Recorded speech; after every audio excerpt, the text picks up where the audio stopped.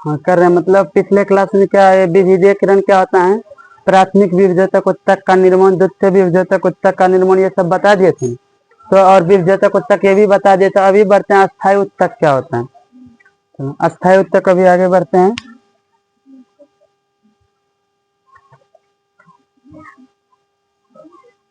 अस्थायी उत्तक, चलो। अच्छा, अस्थायी उत्तक क्या होता है?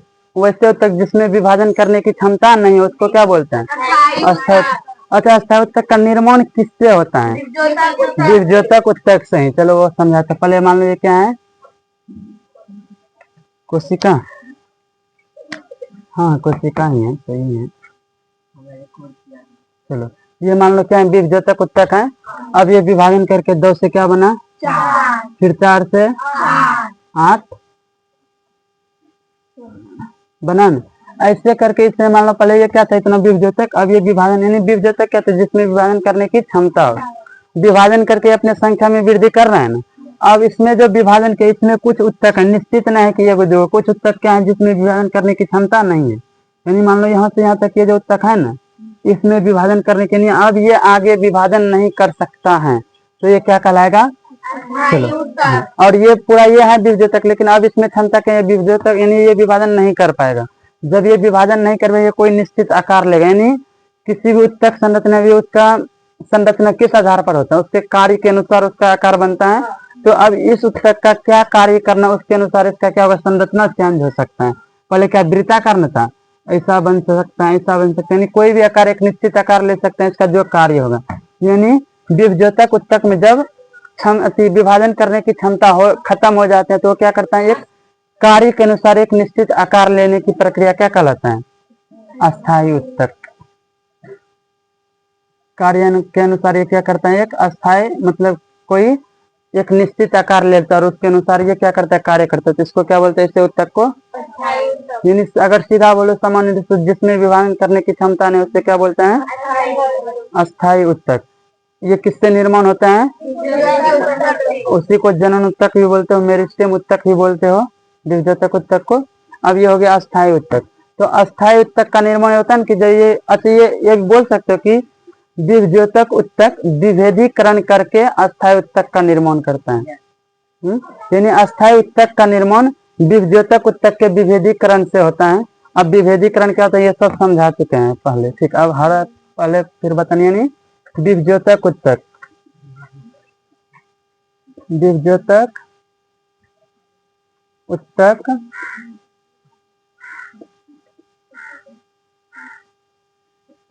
विभेदीकरण, विभेदीकरण करके अस्थायी उत्तक का निर्माण करते हैं। अब अस्थायी उत्तक में क्या होता है, अंतर कोश के स्थान पाए भी जाते हैं, नहीं भी पाए जाते हैं, अस्थायी उत्तक कहते हैं। और अस्थायी उत्तक जीवित भी होते हैं, मृत भी होते हैं, अस्थायी उत्तक कहते हैं। अस्थायी उत्तक में क्या होता है, अंतर कोश के स्थान पाए भी जाते हैं और नहीं भी पाए। अंतर कोश के स्थान का मतलब क्या होगा, यानी दो, जैसे कि ये कोशिका है, अगर ऐसे है ये, अब देखो ये बीच में थोड़ा खाली जगह दिख रहा है, बीच में, वही अंतर कोश के स्थान कहलाएगा। तो विभेदक उत्तक यानी अस्थायी उत्तक में क्या होता है, अंतर कोश के स्थान पाए भी जाते हैं, नहीं भी पाए जाते हैं। अंतर कोश के स्थान,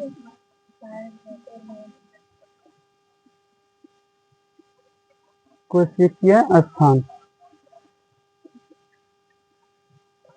पाए भी जाते हैं या नहीं भी पाए जाते हैं। अब इसमें और यह अस्थायी उत्तक क्या होता है, जीवित भी होता है और निर्जीव भी, यानी जीवित भी होता है और मृत भी होते हैं। जीवित भी, कट गया रे, या मृत भी हो सकता है।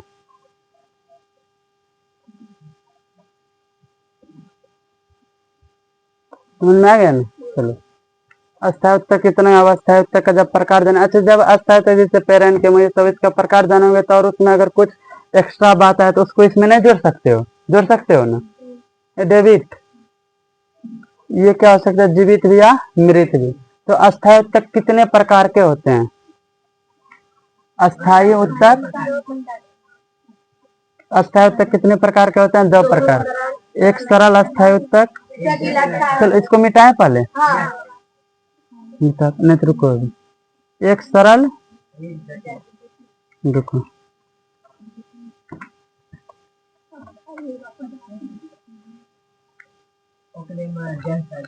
चलो अस्थायी उत्तक कितने प्रकार के होते हैं? एक हो गया सरल, एक जटिल। एक सरल अस्थायी उत्तक, एक जटिल अस्थायी उत्तक।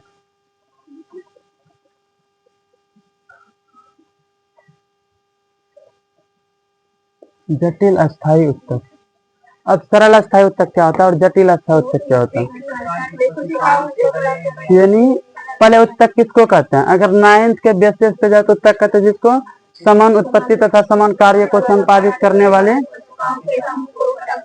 अच्छा, समान उत्पत्ति मतलब क्या हुआ? समान उत्पत्ति का मतलब ये नहीं समझना एक के आकार का कोशिका, मतलब एक के जैसा कोशिका, मतलब दोनों कोशिका का गुण क्या होना चाहिए? समान ही होना चाहिए। यानी उत्तक किसका? समान उत्पत्ति तथा समान कार्य को संपादित करने वाले कोशिका के समूह को। तो सरल अस्थायी उत्तक में क्या होगा? मतलब इसमें क्या होगा? एक ही प्रकार के कोशिका से बने उत्तक को क्या बोलेंगे? यानी इसमें जो कोशिका होगा सब एक प्रकार, अगर वृत्ताकार है तो सब, यानी कोशिका का इसमें आकार क्या हो सकता है? अलग अलग, लेकिन कार्य क्या करेगा? कोई एक निश्चित कार्य ही करेगा। ये उत्तक है ना। इसमें देखो क्या कोशिका का सबका आकार समान है। यानी सरल अस्थायी उत्तक में क्या होता है कि एक ही प्रकार के कोशिका से बने उत्तक को सरल अस्थायी उत्तक कहते हैं। जटिल अस्थायी उत्तक में विभिन्न प्रकार के कोशिका से बने उत्तक को जटिल अस्थायी उत्तक कहते हैं। जैसे हो गया वृत्ताकार, ये त्रिभुजाकार, मतलब जैसा जैसा है, ठीक, कोई निश्चित एवं ना है कि एक के आकार रहेगा। ऐसे उत्तक को क्या बोलोगे? जटिल अस्थायी उत्तक। समझ में आ गया ना। अब सरल अस्थायी उत्तक कितने प्रकार के? 3। हाँ रुक जाइए आराम से। सरल अस्थायी उत्तक 3 प्रकार के होते हैं। पहला हो गया पैरेन्काइमा, इसी का दूसरा नाम क्या है? मृद उत्तक। पैरेन्काइमा या मृद उत्तक। चलो, मृद उत्तक। और दूसरा क्या है? स्थूल कोण उत्तक या कोलेनकाइमा, यानी कोलेनकाइमा, कोलेनकाइमा या स्थूल कोण उत्तक।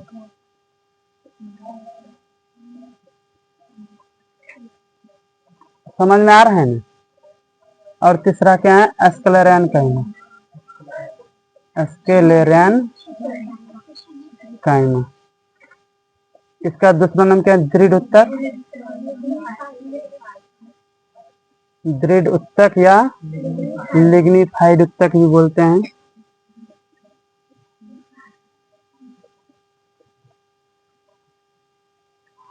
लिग्निफाइड उत्तक। ये 3 हो गया। अब इसी के साथ साथ इसका कार्य और बताते चलेंगे, अलग अलग बताएंगे सबका, तो हम बता दें सबका।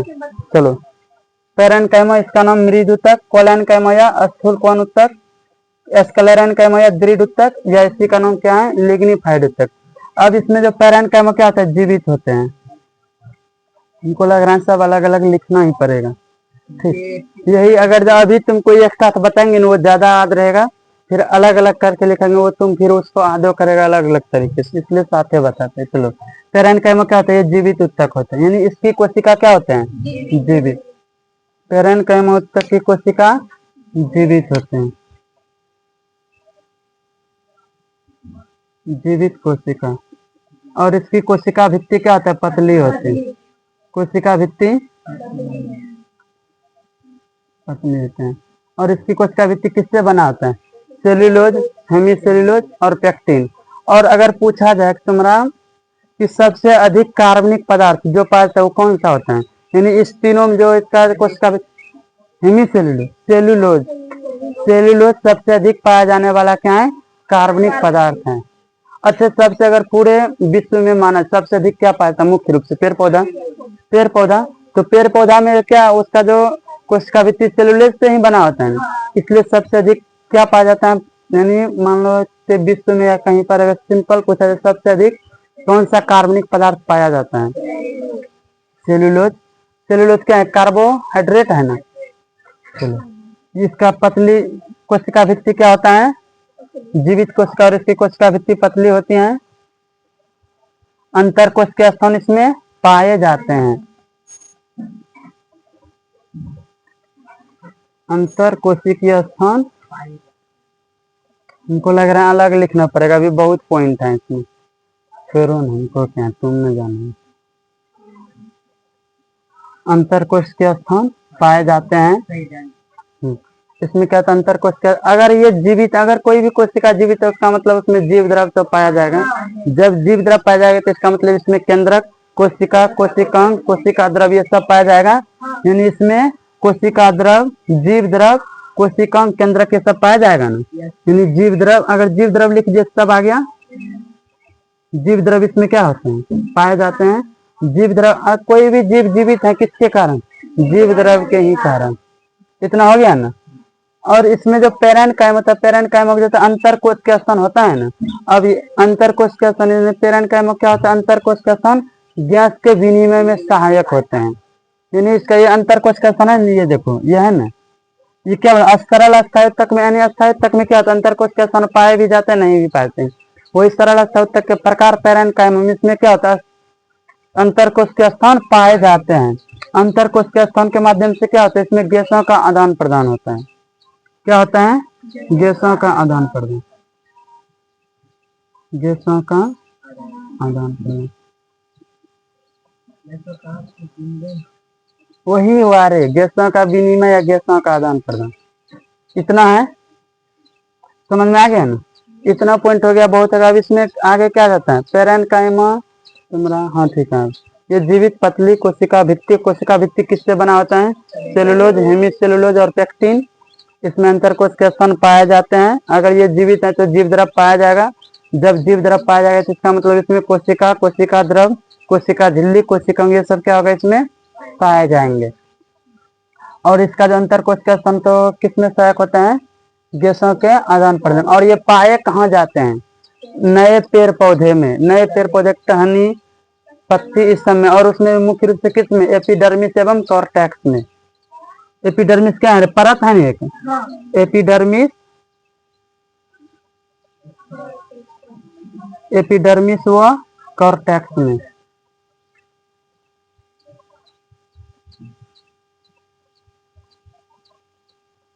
एपिडर्मिस व किसमें? कॉर्टेक्स में। किसमें?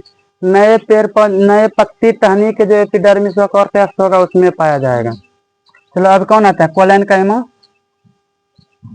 चलो, कोलेनकाइमा ये भी क्या होता है? जीवित कोशिका। यानी कोलेनकाइमा की भी जो कोशिका तो क्या होता है? जीवित होता है। अब जीवित होता है इसका मतलब जीव द्रव पाया जाएगा या नहीं? जीवित कोशिका,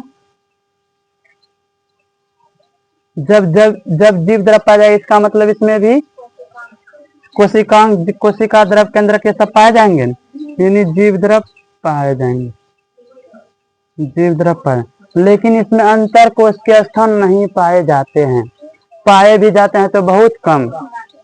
यानी किसी बुक में लिखा होगा इसमें अंतर कोशिकीय स्थान नहीं पाए जाते हैं, किसी में लिखा होगा बहुत कम पाए जाते हैं।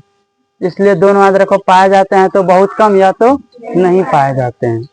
तो सामान्यतः लिख देते इसमें अंतर कोशिकीय स्थान, खत्म।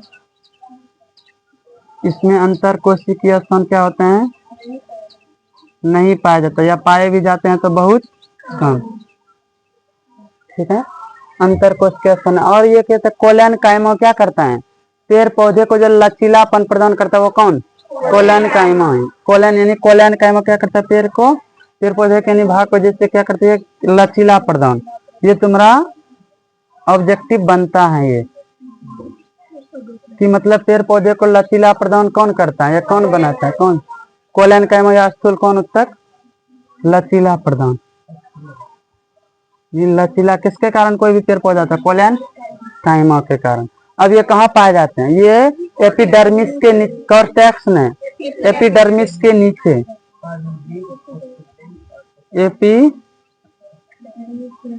एपिडर्मिस के नीचे। एपिडर्मिस के नीचे भी किस भाग में? नीचे। पर्णवृंत, चलो यहाँ लिखे पर्णवृंत, पुष्पवृंत। अच्छा किसी लग रहा है कि मेरा रिवीजन हो गया, लग रहा है इससे किए रहे, बता दो। जो अच्छा से पढ़ा होगा पढ़ के आएगा तो उसको लग रहा है कि मतलब इसका आगे क्या होगा, मतलब माइंड में आ जाता होगा। पर्णवृंत, पुष्पवृंत और पुष्पावली वृंत। चलो एक बार ये समझाते हैं, पर्णवृंत क्या होता है, पुष्पवृंत क्या होता है और पुष्पावली वृंत क्या होते हैं। अच्छा अगर पूछा जाए पर्णवृंत, पुष्पावली वृंत और ये पुष्पवृंत कहाँ, यानी एपिडर्मिस के क्या होता है, नीचे पाए, तो ये भी कहाँ पाए जाते हैं, पेड़ पौधे के नए भाग में, और ये जड़ में नहीं पाए जाते, ये भी याद रखना। कोलैन कायमा क्या होता है, ये जड़ में नहीं पाए जाते हैं, जड़ में नहीं पाए जाते हैं। कौन, कोलैन कायमा जो तक होता है ये जड़ में नहीं पाए जाते हैं। और अभी क्या बोले, पर्णवृंत, पुष्पवृंत एवं पुष्पावली वृंत क्या होता है। चलो अब ये क्या है, पर्णवृंत, जैसे मान लो ये क्या है, पेड़ पौधा है कोई, अब इससे जो ये इससे जैसे पत्ती निकला, ये पत्ती निकला ना, अब जहां पर पत्ती इससे क्या कर रहा है, जुट रहा है, ये बिंदु पर्णाधार क्या कहलाएगा, यानी पर्णाधार, पर्ण का आधार है, नहीं पर्णा। अब जो ये टहनी है पर्णवृंत, और यही टहनी पत्ती को सुरक्षा प्रदान करता है, बताओ ये क्या कहलाएगा, पर्णवृंत। चलो पर्णवृंत आप पुष्पवृंत ना समझना। अब मान लो ये क्या है, इससे अब इसमें क्या है, पुष्प बन गया, ये क्या है, पुष्प। बस इसमें पत्ती देखो, पर्ण का मतलब पत्ती न होता है, अब पुष्प आ गया, पुष्पवृंत, यानी ये भी क्या कहलाएगा, ये अच्छा ये क्या, पुष्पाधार, ये पर्णाधार, ये पुष्पाधार होगा ना, और ये जो टन ये क्या कहलाएगा, पुष्पवृंत, क्या होगा, पुष्पवृंत। चलो लिखते नहीं, समझ गए ना, पुष्पवृंत यानी पर्णवृंत समझ गया, पुष्पवृंत। अब पुष्पावली वृंत, पुष्पावली मतलब पुष्प का समूह, मान लो ये टहनी निकला, अब इससे भी पुष्प निकल गया, फिर इससे पुष्पावली वृंत, मतलब ये देखो, ये अच्छा ये पूछा ये क्या बोलोगे, पुष्पवृंत, ये भी पुष्पवृंत, लेकिन अब क्या तुम इसको बोलोगे पुष्पवृंत, नहीं, पुष्पवृंत। अब देखो यानी किस टहनी से सब आके, देखो ये टहनी है ना एक मेन, इसी से ये भी फुला है, इसी टहनी से ये भी फुला के जुटना, इसी से ये जो हो जाए, ये क्या बोलोगे इसको, पुष्पावली वृंत। यानी जब ये अकेला था तब इसको क्या बोल रहा था, पुष्पवृंत बोल सकता था, लेकिन इसी से जब कई पुष्प निकल गए तो ये मैन अब बोलेगा, इससे ये भी, इससे क्या हुआ, इस टहनी से तो क्या है, इस टहनी से, लेकिन इस टहनी तीनों ना, देखो एक मैन ये हो गया, अब इसी टहनी से दूसरा निकला, ये पुष्प बना, फिर इसी से निकला दूसरा, इसलिए ये जो अब बनाइए, ये क्या वो होगा, अब ये पुष्पावली वृंत। आ गया ना समझ में। हाँ। अरे एपिडर्मिस कहाँ पाया जाता है, तुम ये बताओ। एपिडर्मिस पेड़ पौधे के तना वाले भाग, जड़ वाले भाग कहीं भी पाया जा सकता है, ठीक। एपिडर्मिस उसका भाग है, ठीक, वो झिल्ली है, परत है, जो तुमको संरचना नहीं बताया अभी, कॉर्टेक्स, ये थोड़ा लंबा होता है, फिर भी बता देंगे, बोले तो ये थोड़ा टफ होता है, नहीं तुम्हारा वैसे अगर लिखा के बताएंगे तो कोई फायदा तो है नहीं होने वाला, संरचना सही। अच्छा इतना आ गया समझ में। एपिडर्मिस के नीचे किस भाग में, पर्णवृंत, पुष्पवृंत, पुष्पावली वृंत, लेकिन ये जड़ में नहीं पाता, कौन, कोलैन कायमा। अब कोलैन कायमा के भी दो रूप होते हैं, यानी स्थानांतर, यानी ये क्या करता है, चेंज करता है रूप, यानी कुछ ऐसे कोलैन। अच्छा देखो पेरेन कायमा में भी, पेरेन कायमा में हरित लवक भी पाए जाते हैं रे, अरे इसमें यानी पेरेन, ये कितना है रे, क्या है, पेरेन कायमा में क्या होता है, हरित लवक पाए जाते हैं। जब हरित लवक पाए जाते हैं तो उसमें क्या होगा, प्रकाश संश्लेषण की क्रिया, यानी पेरेन कायमा में प्रकाश हरित लवक पाए जाते हैं, प्रकाश संश्लेषण करने की क्षमता होती है, एवं जब प्रकाश संश्लेषण करना भोजन बनाएगा तो उस भोजन को संग्रहित भी तो करेगा, इसलिए पेरेन कायमा क्या होता है, हरित लवक भी पाए जाता है, प्रकाश संश्लेषण की क्रिया भी होता है, और वो भोजन को संग्रहित भी कर सकता है, कौन, पेरेन कायमा। अब यहाँ आते क्या, कोलैन कायमा में इतना हो गया। कोलैन कायमा में क्या था, ये दो रूप में क्या था, परिवर्तित, एक में कुछ ऐसे कोलैन कायमा जिसमें कुछ ऐसे कोलैन, क्योंकि वो हाँ क्लोरेन कायमा, एरन का कोलेनेन कायमा का भाग है कि पेरेन कायमा का रे, लेकिन वो क्लोरेन कायमा और ये एरन कायमा, पेरेन्काइमक ना भाग चलो, तो इसमें पेरेन्काइमा में क्या होंगे, अभी क्लोरेन पर कोलन पर रहता है, अभी पेरेन में हमको कंफ्यूजन लेकिन आ रहा है, पेरेन्काइमा का भाग है या कोलेनकाइमा का भाग, क्लोरेन पेरेन्काइमा का, तो पेरेन्काइमा यानी ये क्या होता है, पेरेन्काइमा दो रूप में क्या होते हैं, यानी लोग अपना परिवर्तित करते हैं, यानी कुछ ऐसे पेरेन्काइमा होते हैं जिसमें हरित लवक पाए जाते हैं, यानी जिसमें हरित लवक पाए जाते हैं वो क्या करेगा, प्रकाश संश्लेषण करेगा, भोजन बनाएगा और भोजन का संग्रहण करेगा, यानी ऐसे पेरेन्काइमा जिसमें हरित लवक यानी क्लोरोप्लास्ट पाए जाते हैं, जब क्लोरोप्लास्ट और क्लोरोफिल भी होगा, ऐसे पेरेन्काइमा जिसमें हरित लवक पाया जाता है वैसे पेरेन्काइमा को क्लोरेन्काइमा कहते हैं। क्या कहते हैं, क्लोरेन्काइमा। अब किसको क्लोरेन्काइमा कहते हैं समझ गए, यानी वैसे पेरेन्काइमा जिसमें हरित लवक पाए जाएंगे उसको क्या बोलोगे, क्लोरेन्काइमा, क्लोरेन्काइमा। ये क्या करता है, भोजन का भी संग्रहण करेगा, बनाएगा भी, और ये बी में क्या होता है, कुछ ऐसे पेरेन्काइमा होते हैं जिसमें वायु संग्रहित होने की क्या होता है, उसके अंदर में क्या होता है क्षमता, वो क्या करते हैं, बहुत बड़ी गुहिका होते हैं, खाली स्थान होता है जिसमें वो क्या करते हैं, वायु को संग्रहित करते हैं, इसलिए ऐसे पेरेन्काइमा को क्या बोलते हैं, वायुत्तक उत्तक या एरेन्काइमा, वायुत्तक उत्तक या एरेन्काइमा। अच्छा, वायुत्तक उत्तक क्यों बोलते हैं, क्योंकि ये क्या करता है, वायु को एकत्रित करता है, वैसे पेरेन्काइमा क्या बोलते हैं, एरेन्काइमा, एरेन्काइमा बोलते हैं। और ये एरेन्काइमा के कारण उत्प्लावकता का गुण समझते हो, तैरने की, पानी में तैरने की, वो किसके कारण होता है, यानी अगर पूछा जाए कि यानी ऐसे लिख सकते हो कि पेरेन्काइमा का कार्य में प्रकाश संश्लेषण करता है, भोजन का संग्रहण करता है, और भोजन का संग्रहण किस रूप में करेगा, स्टार्च वसा के रूप में भी बोल सकते हैं, स्टार्च वसा, स्टार्च क्या है, कार्बोहाइड्रेट में, यानी ये भोजन का संग्रहण किस रूप में करता है, स्टार्च वसा के रूप में। एवं इसमें कुछ क्या, ये जैसे कुछ पौधे होते हैं जो कि जल में तैरते हैं, तो वो क्या होता है, किसके उत्तराते हैं, उत्प्लावकता का गुण किसके कारण आता है, एरेन्काइमा के कारण। एरेन्काइमा किसका भाग है, पेरेन्काइमा का, तो इसे लिख सकते हो, पेरेन्काइमा के कार्य में लिख सकते हो कि ये पेड़ पौधे को, जो जलीय पेड़ पौधे को उत्प्लावकता का गुण देता है, यानी इसके कारण उसमें उत्प्लावकता का गुण आता है, यानी वो क्या करता है, तैरता है पानी में। उत्प्लावकता का गुण किसके कारण आता है, पेरेन्काइमा। पेरेन्काइमा के भी किस भाग के, यानी एरेन्काइमा के। आगे नहीं इतना समझ में, चलो अब ये क्या है, कोलेन्काइमा। कोलेन्काइमा क्या करते हैं, लचीला प्रदान करते हैं। चलो इतना तक यहाँ समझ गए नहीं, ये सब ये जो बताए पहले। अब आगे क्या है, एस्क्लेरेन्काइमा, और ये भी जीवित अंतर कोश के स्थान पाया नहीं भी पाया। अब ये तुम्हारा क्या है, एस्क्लेरेन्काइमा। और कोलेन्काइमा का में एक और है इसमें, कि इसमें जो होता है इसका कोना क्या होता है, मोटा होता है, लिग्निन नहीं, इसमें लिग्निन नहीं पाता, यानी देखो इसका पतला होता है कोशिका भित्ति, इस कोलेन्काइमा का भी कोशिका भित्ति क्या होता है, पतला ही होता है, लेकिन इसका जो कोना होता है, कोना बहुत अधिक मोटा होता है, किनारा, जैसे कि मान लीजिए क्या होता है, इसका किनारा अधिक मोटा होता है, किसके कारण, इसमें सेल्यूलोज, हेमीसेल्यूलोज, पेक्टिन की मात्रा क्या होता है, अधिक पाए जाते हैं। समझ में आ गया ना, सिर्फ इसका क्या पाया जाता है, किनारा मोटा होता है। और लास्ट अब क्या है, एस्क्लेरेन्काइमा।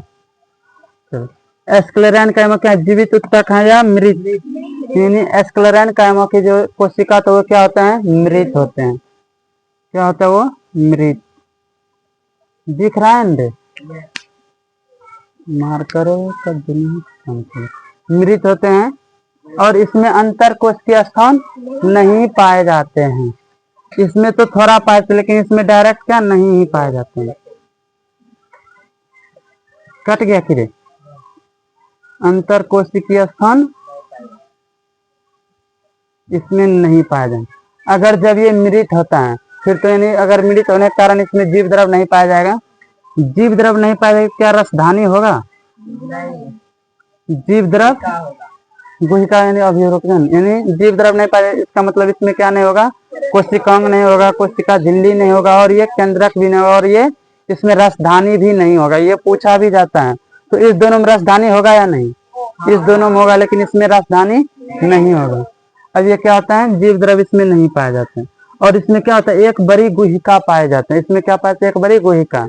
अब वो गुहिका के, अब ये मृत किसके कारण था पता है, वही लिग्निफाइड, लिग्निन के कारण, इसमें क्या होता है, जैसे कि मान लो पहले से ऐसे है ना, ऐसे है, इसमें लिग्निन है, लिग्निन की मात्रा क्या था, बढ़ते जाता है, बढ़ते तो वो अपन सब तेजी से क्या था, सब द्रव खत्म हो जाता है, यानी जहाँ पर जीव द्रव रहना चाहिए था ना वह सूख जाता है, वही स्थान क्या करता है, गुहिका या गुहा कहलाता है। समझ गया ना। और इसकी कोशिका भित्ति क्या होता है, चलो इसमें समझ में आ गया ना। इसमें यानी इसमें गुहा पाए जाते हैं,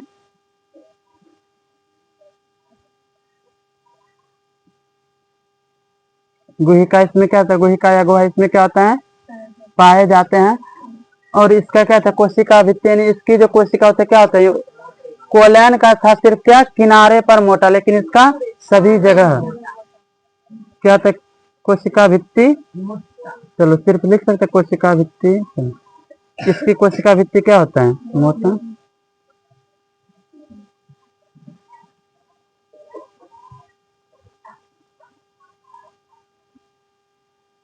मोटी किसके कारण, लिग्निन के कारण, यानी इसके कोशिका भित्ति में क्या होता है, लिग्निन की बहुत अधिक जमा हो जाता है, वो लिग्निन पूछा जाता है, इसलिए इसमें लिग्निन लिख देते हैं। किसके कारण कोशिका भित्ति इसकी मोटी होते हैं, लिग्निन के कारण इसकी कोशिका भित्ति मोटी होती है। इतना आ गया समझ में। और इसमें गर्त पाए जाते हैं, ये है क्वेश्चन, इसमें दो प्रकार के गर्त पाए जाते हैं।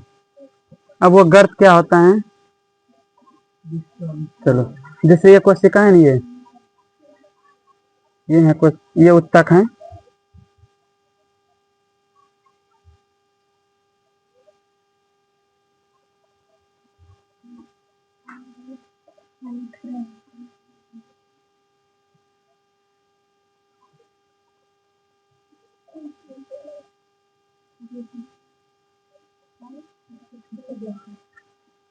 तो इसमें देखो स्थान एक मतलब बीच में खाली स्थान है ना, और इसका जो खाली, सुनो इधर, इसका जो खाली स्थान है ना बीच में, इसका सीधे ना है, कोई घुमाव नहीं है, इसको क्या बोलते हैं, ये क्या है, गर्त है। इसी गर्त के माध्यम से इसमें क्या होता है, जल का क्या होता है, जल एवं खनिज लवण विभिन्न भाग तक पहुंचता है, किसके, इस गर्त के माध्यम से। इसमें गर्त दो प्रकार के होते हैं, ये हो गया सरल गर्त, और एक होता है क्या, आच्छादित गर्त।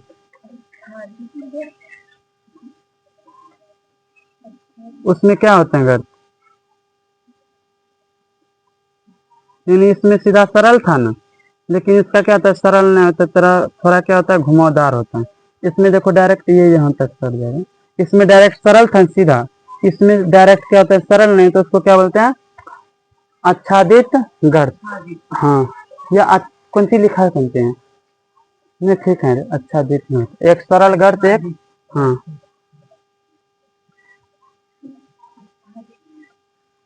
आच्छादित गर्त। ये गर्त का कार्य क्या है, जल का संवहन करना, जल एवं खनिज लवण का। अगर पूछा जाएगा किसमें गर्त पाए जाते हैं, एस्क्लेरन, किसमें, इस दोनों में नहीं पाए जाते हैं, इतना ही तक है इसमें। और यह तक ये एस्क्लेरन काइमा दो प्रकार के होते हैं, एक होता है अनुदैर्ध्य, एक अनुप्रस्थ। चलो वो बोल देते हैं खाली।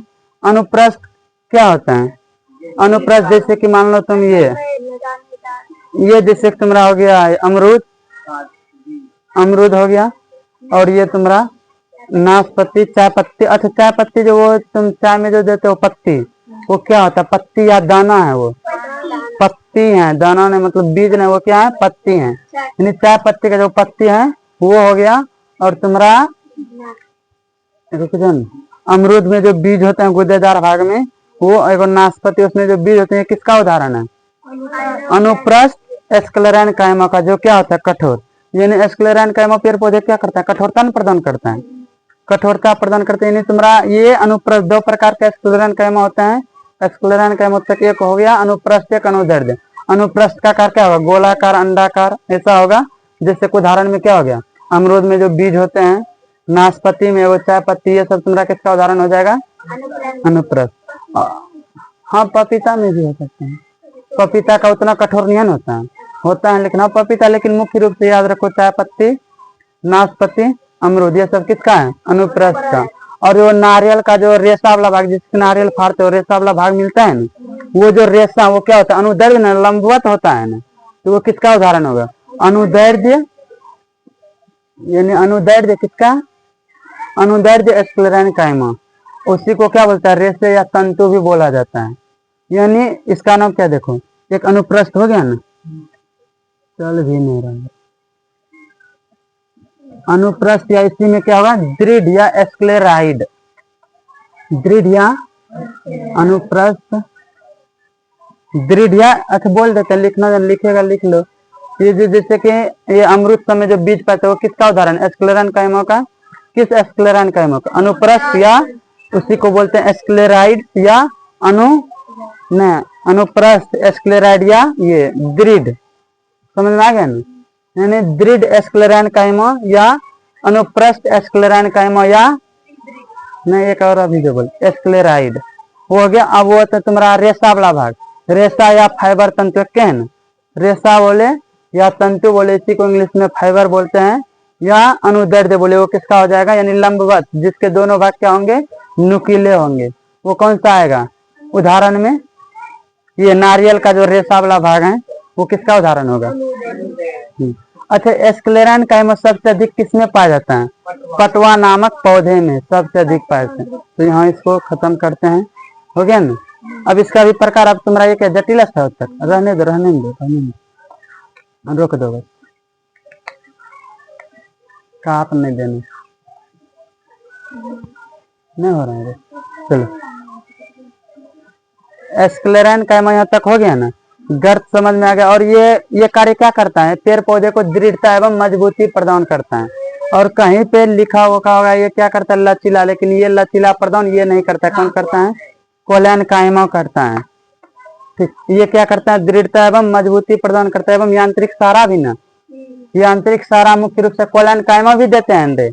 कोलन कायमा का भी द्वितीय कार्य होता है, प्रकाश संश्लेषण, पर्णवृंत, पुष्पवृंत, इस सबको क्या करते हैं, सहारा देते हैं, ये जैविक कार्य। और ये क्या करते हैं, दृढ़ता एवं मजबूती प्रदान करता है। और इसका एक उदाहरण तुम्हारा अभी तुरंत दिमाग से बाहर हो गया बच्चा, हाँ, जैसे कि लकड़ी सब है तुम्हारा, ये लकड़ी सब या लकड़ी या कोई पका हुआ फल सब हो गया, उसमें कौन सा उत्तक अधिकतर पाया जाता है, एस्क्लेरन कायमा। मुख्य रूप से लकड़ी अगर पूछा तो किसका उदाहरण है, एस्क्लेरन कायमा, समझ में आ गया ना। चलो, अब ये सरल अवस्था उत्तक खत्म, जटिल अवस्था उत्तक है ना।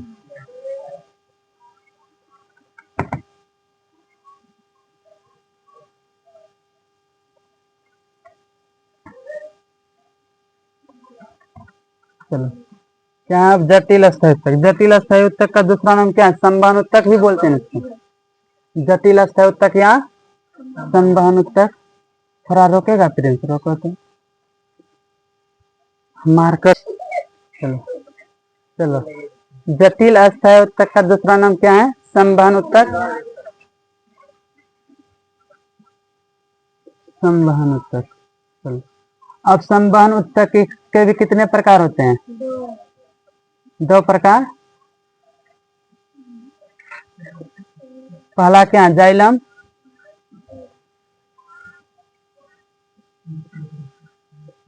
जाइलम, इसका क्या नाम लिखा है, 3 नंबर, जाइलम कौन सी बोला, कोसवा, कास्ट, दारू या कास्ट भी लिखा है ना, कास्ट। और दूसरा क्या है, ये जाइलम एक फ्लोएम ना, एक क्या है, फ्लोएम, इसको क्या बोलते हैं, पोसवा। चलो थोड़ा फास्ट करते हैं, ठीक, अभी भी इसमें बहुत है।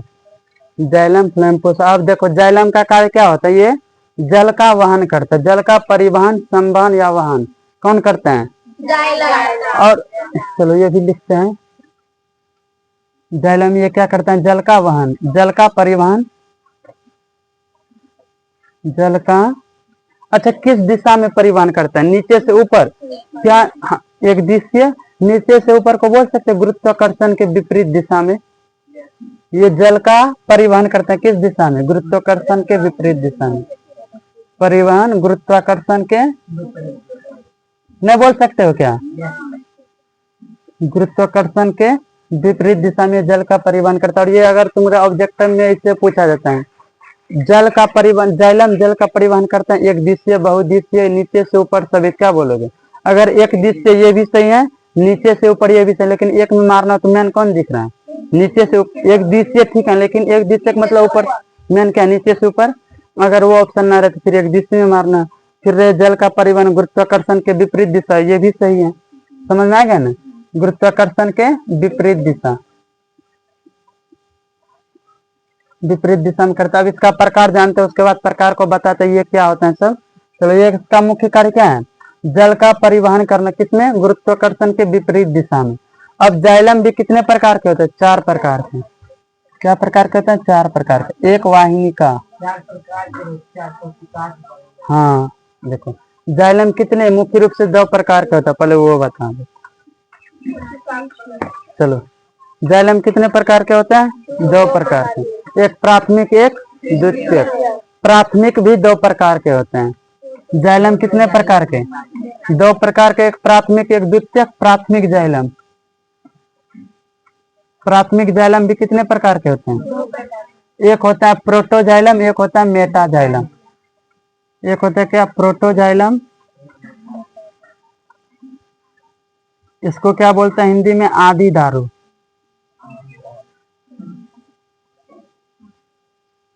और दूसरा क्या है, मेटाजाइलम, तो इसको क्या बोलेंगे हिंदी में, पश्चदारू। मेटाजाइलम, इसको क्या बोलेंगे, पश्चदारू। वो दारू नहीं है। चलो, यानी जाइलम 2 प्रकार के, एक प्राथमिक एक द्वितीयक। प्राथमिक में भी, प्राथमिक के भी 2, एक प्रोटोजाइलम एक मेटाजाइलम। अब प्रोटोजाइलम मेटाजाइलम, प्रोटोजाइलम, अब देखो प्राथमिक में भी कौन है, प्राथमिक ये, इस दोनों में पहले कौन सा उत्तक, कौन सा को सिखाता है, कौन उत्तक, प्रोटो या मेटाजाइलम। हाँ, प्राथमिक में भी प्राथमिक कौन है, प्रोटोजाइलम, ये पहले आता है, इसलिए क्या बोलता है प्राथमिक, यानी जाइलम का प्राथमिक, कैसे बोले, प्राथमिक का प्राथमिक कौन है, मतलब अगर ऐसे पूछा जाए कि कौन सा प्राथमिक जाइलम में कौन पहले, यानी प्रथम बार या प्रारंभिक बार कौन आता है, पहले कौन आता है, प्रोटोजाइलम। ये क्या है, प्रारंभ, बोल लिख रहे क्या, प्रारंभ में। चलो ये देखते हैं, प्रारंभ में यानी पहले, उसके बाद, इसके बाद ये आता है बाद में, मतलब पहले कौन सा आता है, प्रोटोजाइलम, उसके बाद मेटाजाइलम। अब इसका संरचना कहाँ में कौन पाया जाता है, ये जड़ में भी पाया जाता है, तना में भी पाया जाता है, आप दोनों का संरचना बनाते हैं।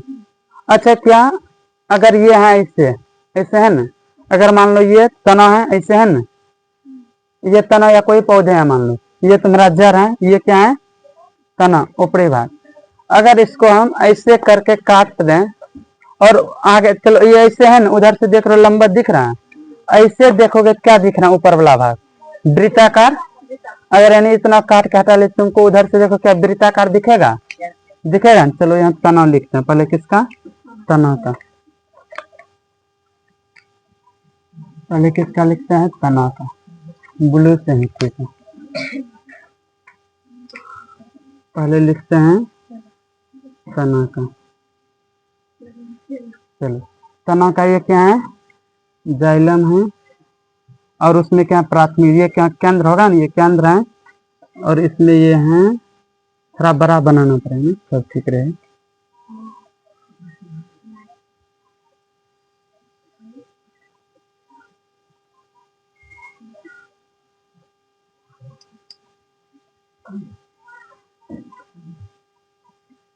चलो, अच्छा नहीं, निश्चित नहीं है, 4 ग्रह समझ में। हाँ, अच्छा, ये इसको बाह्य भाग बोल सकते हो, तो अच्छा, वृत्त के परिधि किसका, उसको लंबाई बाह्य भाग बोलते हैं, इसको क्या परिधीय भाग नहीं बोल सकते, इसको परिधीय भाग बोल सकते हो, परिधीय, परिधीय भाग नहीं, इसको परिधि बोल सकते हैं, सर इसको परिधि, और अंदर को केंद्र बोल सकते हो। अब देखो ये क्या जाइलम है ना, प्राथमिक जाइलम। अब प्राथमिक जाइलम के भी 2 भाग ना होते हैं, तो ये प्राथमिक जाइलम, तो इसके 2 भाग कर दो, 2 भाग कर दो, 2 भाग कर दो, कर दिए 2 भाग। अब ये किसका काट चित्र है, तनाव का ना, तनाव में जो होता है केंद्र के और कौन पाया जाता है, प्रोटोजाइलम।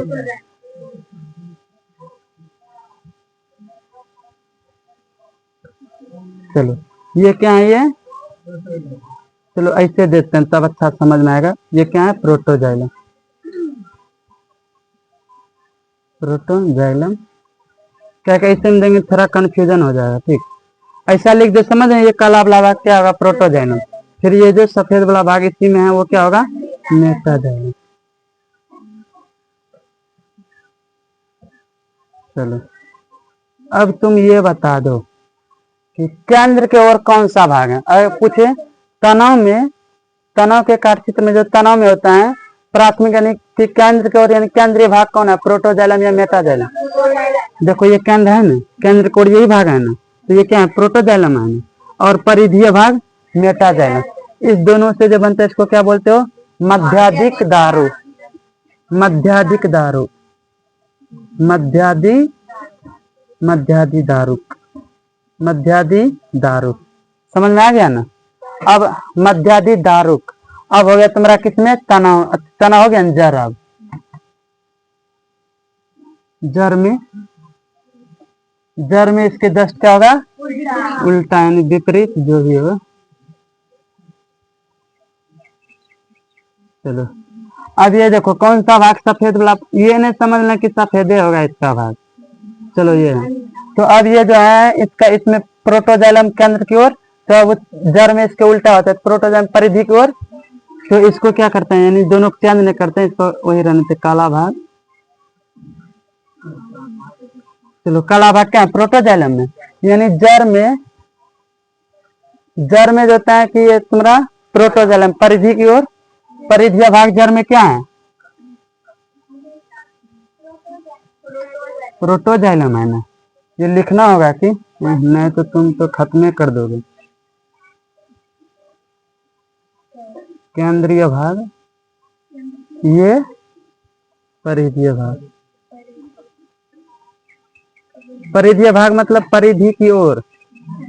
चलो अब इसमें उल्टा हो जाएगा ना, प्रोटोजाइलम क्या होगा, परिधीय भाग, परिधीय भाग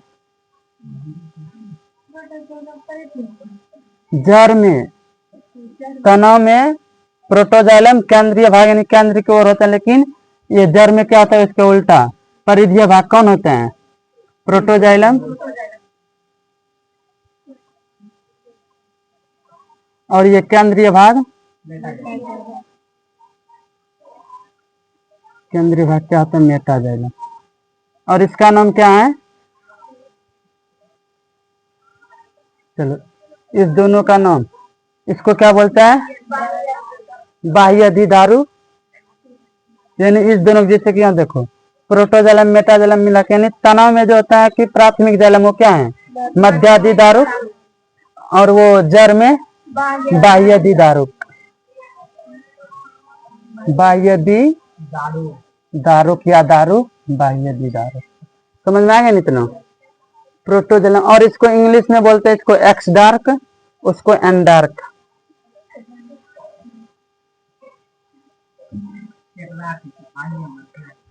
मध्याधिदारुक को इंग्लिश में एक्स डार्क और इसको एन डार्क।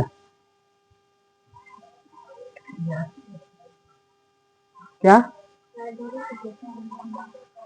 अच्छा कोई बात नहीं, ये ऐसा नहीं लगा कि कुछ समझ में आ रहा है। समझ में आ रहा है ना सर, समझ में आ रहा है, कोई बात नहीं, जितना बढ़ रहा है बढ़ने दौड़ना अच्छा है। चलो इतना आगे समझ में। इसमें तुम्हारा जाइलम का, इसको मिटाएं एक बार। अब जाइलम के कितने प्रकार, वो भी जानना है। चार, नहीं जाइलम कितने कोशिका से मिलकर बने थे, और फ्लोएम। अच्छा आज जीके खेलने की यही खत्म कर दें। चलो रोकना है।